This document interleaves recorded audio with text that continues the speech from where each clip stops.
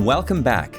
Today is day 3 aboard the Carnival Venezia, and this is a day we've been looking forward to because we're visiting Carnival's private destination, Celebration Key, on Grand Bahama Island.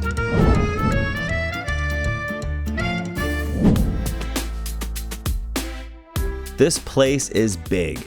The destination is divided into 5 distinct areas, each designed with a slightly different vibe. The first is Paradise Plaza, which acts as a central hub when you arrive, shops, welcome areas, and the main pathways leading to the rest of the destination. Then there's Calypso Lagoon, which is one of the most energetic spots here. Think music, swim-up bars, DJs, and a big social atmosphere. This is definitely the area where the party crowd tends to gather. Calypso Lagoon is designed for adults looking for a lively beach club vibe. There's upbeat music, lots of lounging space, and plenty of places to grab a drink and hang out with friends. But just a short walk away is Starfish Lagoon, which is much more laid back and family focused. Here you'll find calmer waters, space for kids to play, and a much more relaxed atmosphere overall. So these are more additional spaces that you can rent. We got some private space for you, some chairs, a little coffee table in the middle. And the really good thing is that all of them in this area faces the lagoon. So depending on the type of day you want, high energy or laid back, you can easily move between the two. Another area worth mentioning is Pearl Cove Beach Club. With a few different packages to choose from, this area offers a more exclusive, elevated beach experience.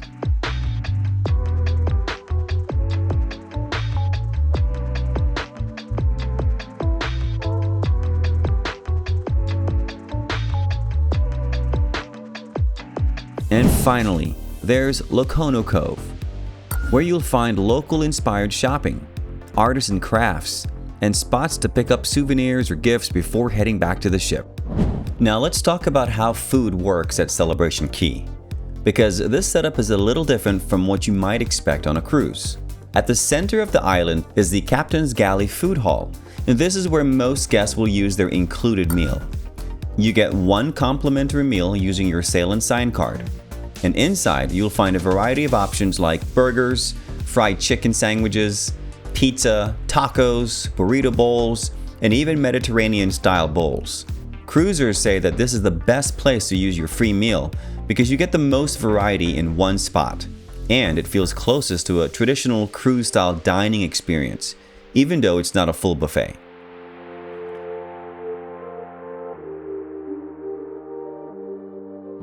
Around the lagoons, you'll find multiple food trucks, and these are great if you just want something quick without leaving the beach. Expect items like chicken sandwiches, burgers, wraps, and local Bahamian favorites like conch fritters. Most of these are also part of the Island Eats program, meaning you can use your included meal here. But ordering is typically done at kiosks, and lines can build during peak times. If you're looking for something more elevated, Celebration Key has several sit-down restaurants.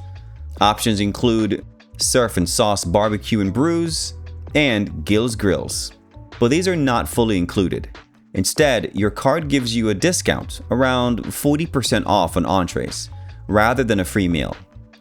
Here's the easiest way to think about it. You get one included meal at quick service locations like the food hall or food trucks. And after that, anything else is extra. There's no traditional cruise buffet on the island, so instead of unlimited options, you're choosing one main meal and then adding more if you want it, which is something a lot of cruisers recommend planning for ahead of time. A lot of experienced cruisers recommend either using your free meal at the food hall for maximum variety, or going off menu and upgrading to a sit-down restaurant if you want a more relaxed, higher quality experience. Now, if you've purchased access to Pearl Cove at Celebration Key, the food experience works a little differently and honestly a bit more premium. Inside Pearl Cove, you'll have access to a dedicated restaurant and bar area that's separate from the main island crowds. The menu here typically features more elevated options like fresh seafood, grilled fish, steak, salads, those types of things. What you get depends on the package you purchase. Some packages include food bundled into the experience, while others may require you pay an a la carte price. But either way, you're getting shorter lines, quieter setting, and a more upscale dining experience compared to the main food hall or food trucks. We believe what makes Celebration Key special is how much variety there is in one destination. You've got beautiful beaches, huge lagoons, plenty of food and drink options, and spaces designed for both families and adults. It's easy to see why so many cruisers end up loving a stop here. And just like that, our 3-day journey aboard the Carnival Venezia is coming to an end. What I personally like about the Italian-style fun ships that Carnival has been introducing to their line is just the decor and truly the overall style. Everything is so unique and so special with these ships. From the decorations that you'll see, to the paint schemes, to just the details that they use, especially in the atrium. It's so obvious that this is an Italian-style ship. When you step into the atrium and you look up and you see this just beautiful painting all the way 3 stories high onto the ceiling, and you see just all the architecture that they've included into the overall design of special places like the atrium. And then when you step into your actual stateroom, and for us, we were on deck 2, aft, and our room was quite spacious. We had an ocean view room, and it came with 1 king-size bed. And to our incredible surprise, it actually had 2 bathrooms. Right. One had an actual shower with a toilet and a sink, and that's typically what we've seen in most Carnival ships.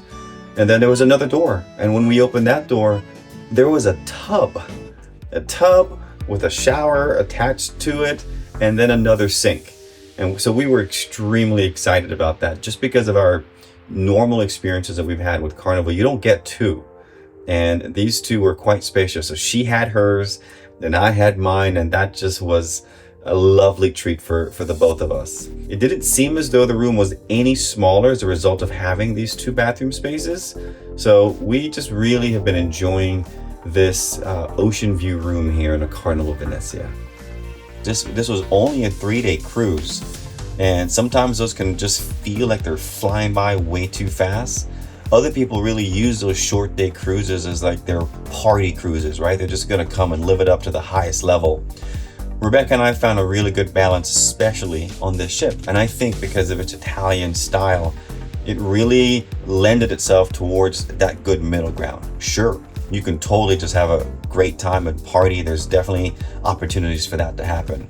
But there's also really amazing opportunities at the same time to you to just really relax, take it slow, and sort of reset yourself. And we have really appreciated that. And so 2 thumbs up on our second of 2 Italian fun style ships here in Carnival. You guys are doing a great job with this setup, and we appreciate it so much. From Embarkation Day and that incredible atrium party to exploring everything the ship has to offer. And finally, visiting Celebration Key here in the Bahamas. One thing that really stands out about the Venezia is its Italian-inspired design. From the architecture, to the dining, to the entertainment. There's always something happening somewhere on the ship. There's great food, plenty to drink, lots to explore. And honestly, it's just a really fun ship to spend a few days on. If you've enjoyed coming along on this 3-part series, make sure to like the video, subscribe to the channel, and share this with a friend who loves cruising. We thank you for watching. We'll see you on the next adventure.